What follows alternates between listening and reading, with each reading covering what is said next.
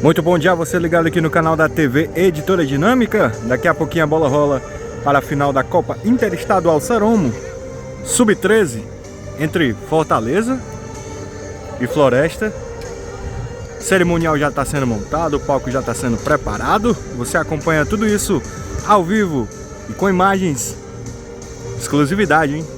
Através do canal da TV Editora Dinâmica. Nosso combustível é a educação.